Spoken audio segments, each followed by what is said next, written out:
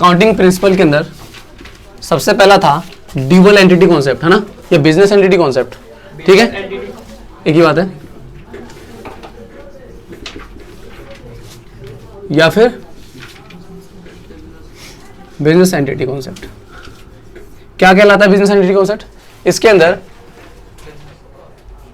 जो फर्म है और उसके मालिक है दोनों जो है सेपरेट माने जाते हैं, ठीक है, दोनों को जो है अलग अलग लेकर के किया जाता है। जितनी भी ट्रांजेक्शन रिकॉर्ड करी जाती है वो सारी की सारी ट्रांजेक्शन जो है on the basis of firm की जाती है, फर्म के पॉइंट ऑफ व्यू से करी जाती है। आप फर्म के अकाउंटेंट हो, ठीक है, तो फर्म के बिहाफ पर एंट्रीज करोगे, ठीक है। जो मालिक ने पैसा लगाया हुआ है बिजनेस के अंदर वो पैसा भी क्या है, आपकी एक तरीके की लायबिलिटी होती है, ठीक है। उसके ऊपर हम अर्न करके और उसके ऊपर जो ब्याज देते हैं, इंटरेस्ट देते हैं, वो क्या होता है, मालिक के लिए, उसके लिए प्रॉफिट होता है, ठीक है। हम प्रॉफिट कमा करके उसको दे देते हैं, ठीक है। तो बिजनेस जो होता है वो और बिजनेस का मालिक दोनों सेपरेट होते हैं। इनकी अपनी एसेट, अपनी लायबिलिटी दोनों की सेपरेट सेपरेट होती है, ठीक है। बिजनेस अपने नाम से अपनी एसेट परचेज करता है, अपने नाम से अपनी लायबिलिटी पे करता है, ठीक है जी। According to business entity principle, business is considered to be separate from its owner. Business transactions are recorded in the books of account from the business point of view. ठीक है, ये जो आपका जो कॉन्सेप्ट है इसके तहत हम बिजनेस को और बिजनेस के मालिक को दोनों को जो है सेपरेट मानते हैं और जितनी भी ट्रांजेक्शन रिकॉर्ड करी जाती है वो बिजनेस के पॉइंट ऑफ व्यू से रिकॉर्ड करी जाती है, ठीक है। नेक्स्ट है हमारा money measurement principal.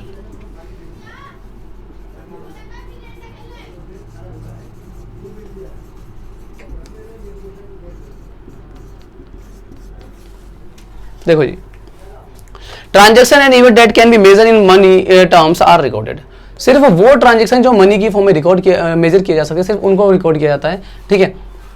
According to the money measurement principle, transaction and event that can be measured in money terms are recorded in the books of account of the enterprises. Stating the differently, money is a common denominator in the recording the reporting transaction. ठीक है, और क्योंकि money जो है एक common reporting है, ठीक है, पूरी दुनिया के जितने भी बिजनेस होंगे सारे के सारे मनी की फॉर्म में जो ट्रांजेक्शन रिकॉर्ड होते होंगे उन्हीं ट्रांजेक्शन को वो रिकॉर्ड करते होंगे, ठीक है। तो इससे क्या होता है कि कॉमन एक ही चीज का रिकॉर्ड तो कंपैरिजन करने में आसानी रहती है, ठीक है। नेक्स्ट हमारा अकाउंटिंग पीरियड प्रिंसिपल थर्ड था।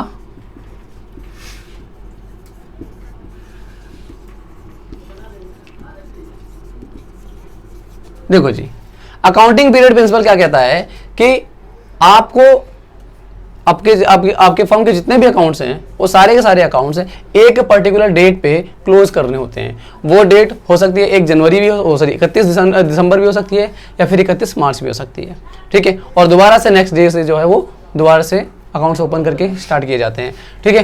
वो जो बीच का जो पीरियड कहलाता है वो अकाउंटिंग पीरियड कहलाता है। एक से लेकर के 31/12 या फिर 1/4 से लेकर के 31/3, ठीक है। इसे हम फाइनेंशियल ईयर कहते हैं, ठीक है, और इसे हम अकाउंटिंग ईयर कहते हैं, ठीक है जी।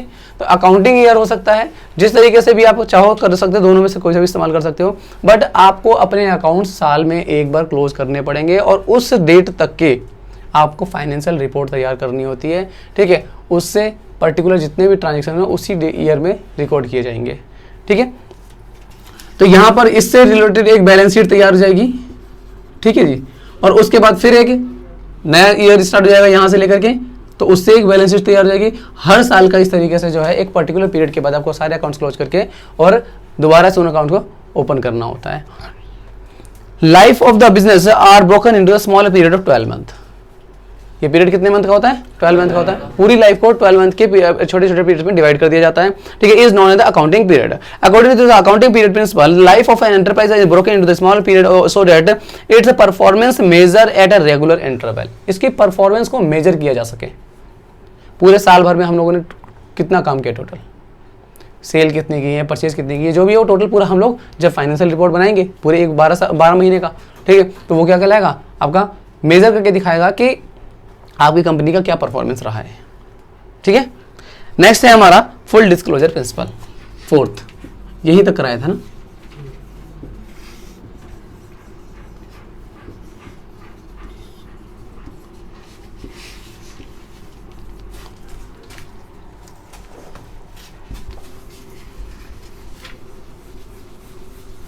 हाँ जी, देखिए फुल डिस्क्लोजर प्रिंसिपल क्या है? Disclosure should be made of item required under the law and those items which are material. ऐसे आइटम जो गवर्नमेंट के द्वारा, लॉ के द्वारा बोले गए कि भाई आपको ये इसको डिस्क्लोज करना है, और ऐसे आइटम जो मटेरियलिस्टिक हैं। दोनों तरह के आइटम्स को आपको डिस्क्लोज करना पड़ेगा आपके अपनी फाइनेंशियल रिपोर्टिंग के अंदर। फाइनेंशियल रिपोर्ट का मतलब क्या होता है? Balance sheet and profit and loss account, ठीक है। इसके अंदर आपको मेंशन करना पड़ेगा अब ये कौन से ट्रांजेक्शन है। तो ऐसे कोई भी ट्रांजेक्शन, जैसे लॉ ने कहा है, तो लॉ ने ये कहा है कि भाई आपको अपनी सारी एसेट और सारी लायबिलिटी जो है शो करनी है, यही होता है ना, सारे एक्सपेंस सारे इनकम शो करने हैं, ठीक है। उसके बाद कोई ऐसी चीज जो कि मटेरियलिस्टिक है, ठीक है, और वो किसी व्यक्ति के इन्वेस्टमेंट डिसीजन को बदल सकती है। बताया था ना लास्ट क्लास कि अगर कोई, जैसे मान के चलिए मानसी मेरे बिजनेस के अंदर पैसा लगाने वाली है और उनको वो इन्फॉर्मेशन पता चले तो वो सोचने पे मजबूर हो जाए कि मैं पैसा लगाऊं या ना लगाऊं, ठीक है। अगर कोई भी ऐसी इन्फॉर्मेशन है जो सामने वाले की थिंकिंग को चेंज कर सकती है कि इन्वेस्टमेंट किया जाना चाहिए इस कंपनी में या नहीं किया जाना चाहिए, ऐसी इन्फॉर्मेशन को आप कंपल्सरीली आपको डिस्क्लोज करना पड़ेगा फाइनेंशियल रिपोर्ट के अंदर।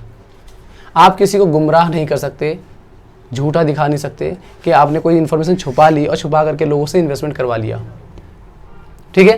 तो ये कहलाता है फुल डिस्क्लोजर प्रिंसिपल, ठीक है जी। नेक्स्ट है हमारा materiality principle, fifth.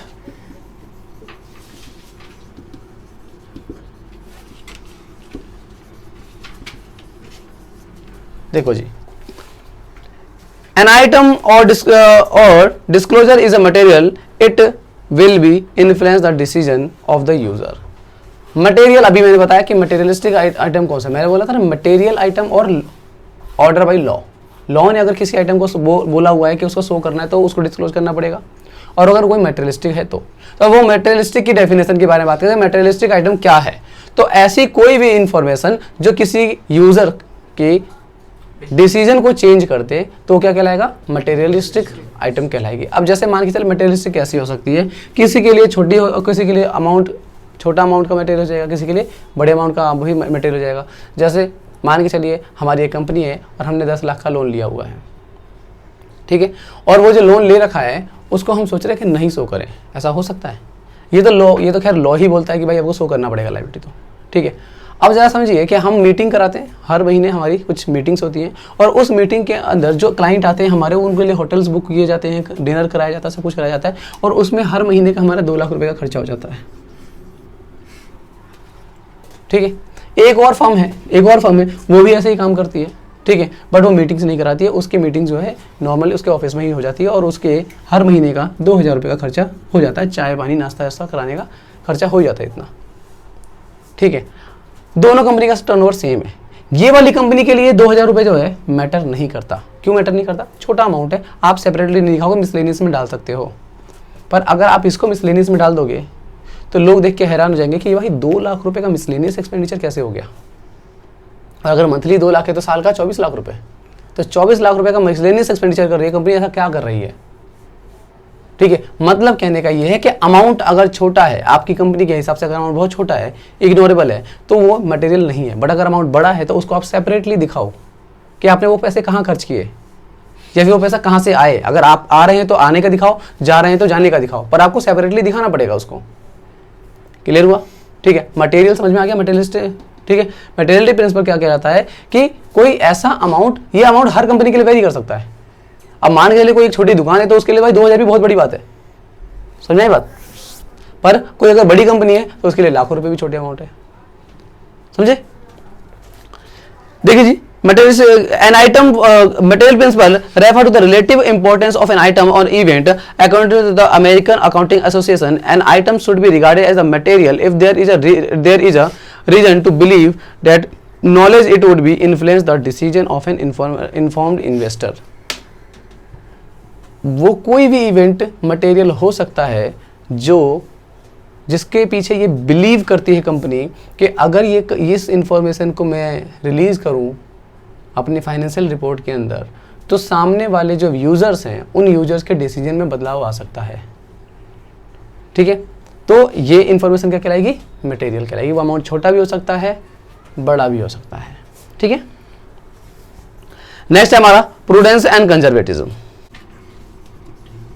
Prudence and conservatism, ठीक है जी। देखो जरा, प्रूडेंस एंड कंजर्वेटिज्म क्या है? Provide all anticipated expense and losses, कहता है कि आपको फ्यूचर में होने वाले जितने भी एक्सपेंस और लॉसेस होने वाले हैं उनके लिए आप अभी से रिजर्व तैयार कर लो, ठीक है। अपने आप को रेडी रखो। आपको पता है कि 15 साल 20 साल बाद आपके घर में किसी की शादी होने थी, आपके घर वाले जो है उसके लिए क्या कहते हैं, रिजर्व बनाना शुरू कर देते हैं, रिजर्व सेविंग करना शुरू कर देते हैं। आपको पता है कि आगे चल के जो है हमें घर खरीदना है, तो अभी से रिजर्व करना शुरू कर देते हैं। जो भी काम अगर आप खर्चे, कोई भी अगर खर्चा फ्यूचर में करने वाले तो उसके लिए अभी से रिजर्व करना शुरू कर दो, ठीक है। यही कह रहा है, but do not account anticipated income and profit, पर प्रॉफिट को तब तक मत मानो जब तक वो आपके हाथ में नहीं आ जाता। समझ में आई बात? इससे क्या होता है कि आप टैक्स से बच सकते हो।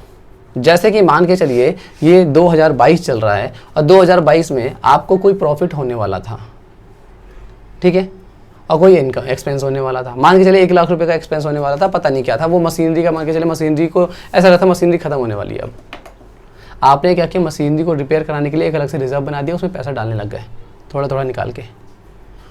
तो आपने पैसा उसमें डाल दिया तो आपका इनकम कम हो जाएगा, प्रॉफिट कम हो जाएगा। अच्छा, प्रॉफिट कम हो जाएगा तो टैक्स कम भरोगे, कम प्रॉफिट पे कम टैक्स, ठीक है। बट अगर आपने ये नहीं किया होता तो ज़्यादा टैक्स भरते। अब सोचो इसी तरीके से कि अगर कोई इनकम होने वाली है 5 लाख रुपए की, आपने 5 लाख रुपए की इनकम अभी मान ली, भाई हो गई वो इनकम, क्या करना पड़ेगा, 5 लाख पे टैक्स भरना पड़ेगा, आपका नुकसान है। और टैक्स भर दिया, चला 5 लाख के इनकम होने तक आपका वो इनकम कैंसिल हो गई, टैक्स भी चला गया, इनकम भी चली गई। तब तक आपको उस इनकम को इनकम नहीं मानना है जब तक आपके लिए वो आपके पास आ ना जाए। पर एक्सपेंसेस के लिए आप 4 साल 5 साल पहले से ही तैयार हो जाओ। मुझे लग रहा है कि मशीनरी 10 साल की लाइफ है, 10 साल बाद क्या करूंगा, मशीन तो खराब हो जाएगी, तो उसके लिए मैं अभी से ही तैयारी करना शुरू कर दिया। इसी को डेप्रिसिएशन कहते हैं, ठीक है, प्रोविजन बनाना। समझ में आई बात? तो prudence and conservative principle is many a time described using the phrase do not anticipate a profit but provide all possible losses, stating that differently it take the into consideration all prospective losses but not prospective profit। अगर आशंकित है, कोई ऐसा लगता है कि हाँ मेरे को इनकम होने वाला है तो होने दो, उसे हो जाएगा तब रिकॉर्ड करेंगे। पर अगर ऐसा लग रहा है कि कोई खर्चा होने वाला है तो उसके लिए अभी से तैयार हो जाओ और उसके लिए रिजर्व बनाना शुरू करो। आपको पता है साल खत्म होते ही इनकम टैक्स वाले आ जाएंगे, भाई टैक्स भरो, तो हमें पता है कि वो तो भरना ही भरना है, तो भरना है तो उसके लिए आपको पहले से ही तैयार होना पड़ेगा। क्वार्टरली पैसे इकट्ठे करते रहो ताकि आप जो है टैक्स पूरा भर सको, ठीक है। नेक्स्ट है आपका cost concept and historical cost concept principle. 7th cost concept या फिर हिस्टोरिकल कॉस्ट कॉन्सेप्ट, ठीक है जी, देखते हैं क्या कह रहा है।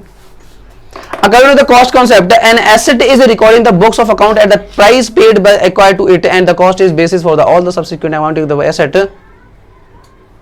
is recorded at the cost at the time of its purchase, but the systematically recorded by the charging depreciation। जरा देखो जी क्या कह रहा है कि आपको कोई भी एसेट अगर आप परचेज करते हो, मान के चलिए आपने कोई एक मशीन थी और वो जो है फ्रांस से मंगवाई थी, ठीक है, फ्रांस से वो मशीन मंगवाई थी, पहले वो इंडिया आई, ठीक है, 20,000 रुपये की मशीन थी वो, इंडिया आई, इंडिया से आने के बाद ये पोर्ट पे आई होगी, किसी पोर्ट पे, है ना, पोर्ट से फिर मेरे को उस फैक्ट्री में लाना पड़ा होगा, किराया लगा होगा, मान के चलिए 5,000 रुपये का किराया लग गया। फैक्ट्री में आने के बाद उसको इंस्टॉलेशन करवाने के चक्कर में जो है कुछ दीवारें तोड़वाई गई होंगी, ठीक है, लेबर लगा करके उठाना फिट कराना पड़ा होगा, ठीक है, मान के चलिए 3,000 रुपये इसके भी लगा दिए। अब आपने उसको यूज करना शुरू कर दिया, तो इससे यूज करने से पहले के जितने भी खर्चे होते हैं वो सारे के सारे खर्चे उसकी कॉस्ट में ऐड हो जाते हैं। मशीनरी की वैल्यू ही आपकी कितने की हो जाएगी, 28,000 की हो जाएगी। समझ में आई बात, ठीक है। ये गलत आपका क्या कॉस्ट कॉन्सेप्ट, ठीक है। नेक्स्ट हमारा मैचिंग प्रिंसिपल। मैचिंग,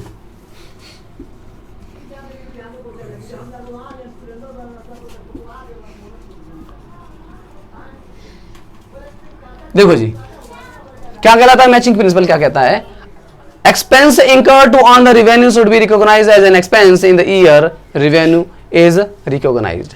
कह रहा है कि an important objective of business is determine profit periodically। हमारा मेन उद्देश्य क्या होता है अकाउंटिंग करने का कि इस साल का प्रॉफिट इसी साल पता लगाना है। ऐसा नहीं होना चाहिए कि इस साल के प्रॉफिट में पिछले साल के भी कुछ पैसे जुड़े हुए, अगले साल के कुछ पैसे जुड़े हुए, ये नहीं होना चाहिए। समझ में आई बात? मतलब कहने का ये है कि अगर मान के चलिए ये 2022 चल रहा है और इसमें अगर 2 लाख रुपए आपने कमाए हैं और उसमें से 10,000 रुपए की कोई फीस आ रखी है मेरे पास और वो फीस पिछले साल की है, क्या इसमें इंक्लूड करनी चाहिए? एक्यूरेटली नहीं करनी चाहिए। क्यों नहीं करनी चाहिए? क्योंकि आपको एक्यूरेट प्रॉफिट तभी पता चल सकता है जब आप सिर्फ इसका पता लगाओ।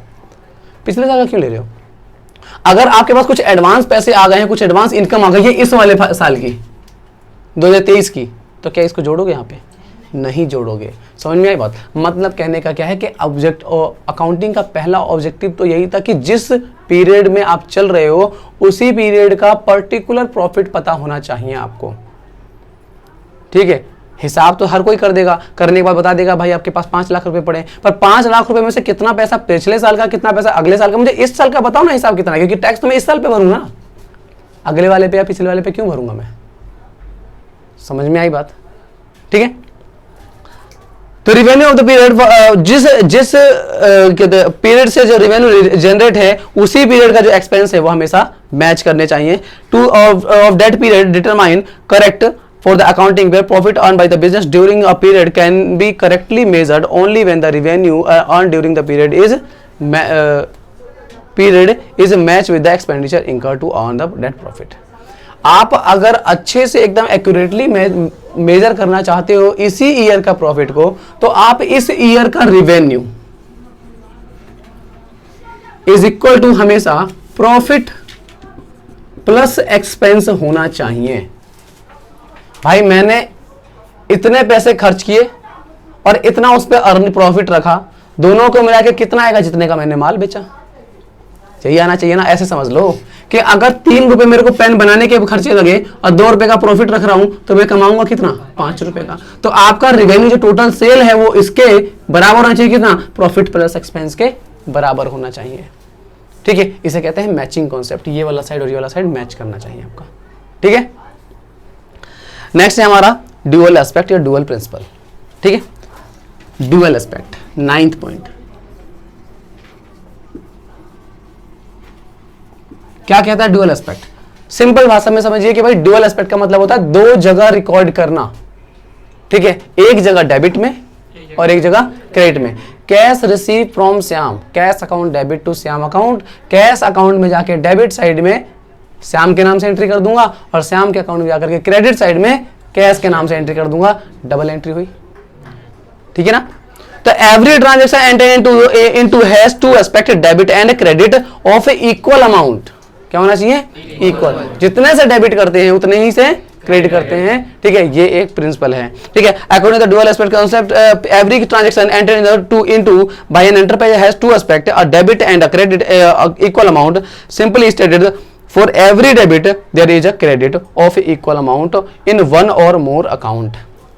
अगर मैंने एक अकाउंट को 2000 रुपए से डेबिट कर दिया है तो कहीं और जाकर के क्रेडिट जरूर होगा, भले ही 2000 से पूरा पूरा एक ही अकाउंट हो जाए या 3-4 अकाउंट जितने में भी हो, पर टोटल 2000 रुपए होना चाहिए।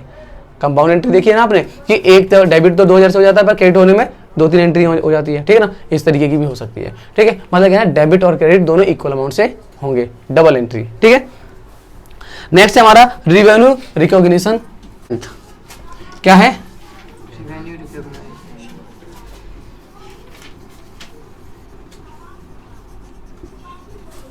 रिवेन्यू रिकॉग्निशन क्या कह रहा है? ये revenue recognition is when the right to receive is established according to the revenue concept. The revenue is considered to have been realized when the transaction has been entered into and obligation of the receive amount established. It is to be noted that the recognition, receive and receipt of amount are two separate aspects. Let us अब जरा देखिए जी क्या होता है।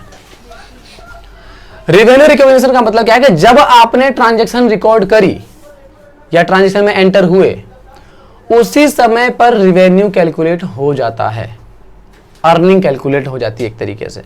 जैसे मान के चलिए आपका साल जो चल रहा है वो 1/4/21 से 31/3/22 चल रहा है, ठीक है। अगर आपने इस साल के अंदर एक ट्रांजैक्शन करी है जो कि 1 अक्टूबर को करी थी, ठीक है, 1 अक्टूबर को करी थी, ठीक है, पर ये क्रेडिट थी और इसका जो कैश था वो आपको मिला 5 अप्रैल को, 1 अक्टूबर 2021 और 2022। बताइए कि इस ट्रांजैक्शन का जो होने वाला प्रॉफिट है वो कौन से ईयर में आएगा, इसमें आएगा या इसके बाद वाले में आएगा? 21 में आएगा। जिस ईयर में आपने ट्रांजैक्शन करी है उस ईयर में आएगा। पैसे आपको कब मिले इससे कोई मतलब थोड़ी ना है, आपने इस ट्रांजैक्शन तो रिकॉर्ड यही कर लिया होगा ना, क्रेडिट के नाम से कर लिया होगा, तो क्रेडिट वाली ट्रांजैक्शन में भी तो रिवेन्यू वो हो जाता था ना, अकाउंट में याद है ना, होता था ना। अगर उधार पे भी बिकता था माल तब भी तो उस पर प्रॉफिट जो है मैं कैपिटल में प्लस कर देता था। समझ में आई बात? मतलब कहने का है इस वाले पे किया जाएगा, ठीक है। अगर यही ट्रांजैक्शन, अगर मान के चलिए पिछले साल की ट्रांजैक्शन थी पर पैसा इस साल में रिसीव हो रहा है, तब किस में रिकॉर्ड करता मैं? पिछले साल में। मतलब कहने का सिंपल ये है कि जिस साल में आपने ट्रांजैक्शन में एंटर हुए उसी साल में आपका रिवेन्यू रिकॉग्नाइज हो जाता है, ठीक है ना। ये कहलाता है revenue recognition concept. Clear? Next and last, verifiable objective concept.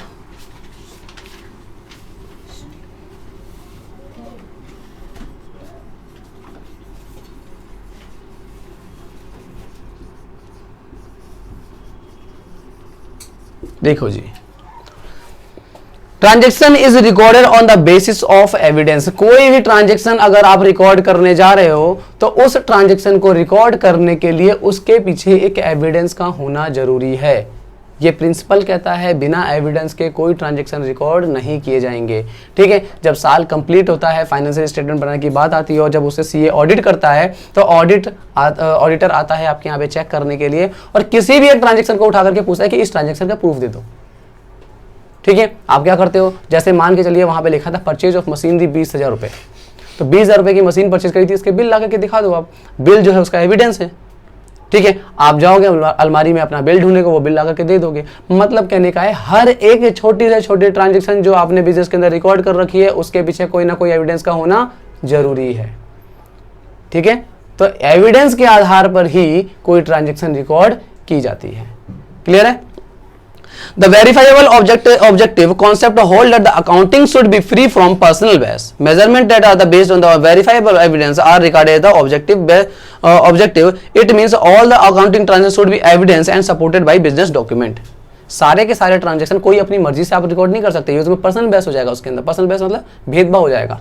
मैं चाहूँ तो ज़्यादा का अमाउंट रिकॉर्ड कर दूँ, कम का रिकॉर्ड कर दूँ, अपने खर्चे ज़्यादा दिखा दूंगा इनकम को कम करने के लिए। समझ में आई बात? ठीक है। तो फेक ट्रांजैक्शन रिकॉर्ड होने के चांसेस बढ़ जाएंगे। तो इस वजह से क्या किया जाता है कि जब भी आप ट्रांजैक्शन रिकॉर्ड करोगे तो उसके पीछे एविडेंस का होना जरूरी होता है, ठीक है।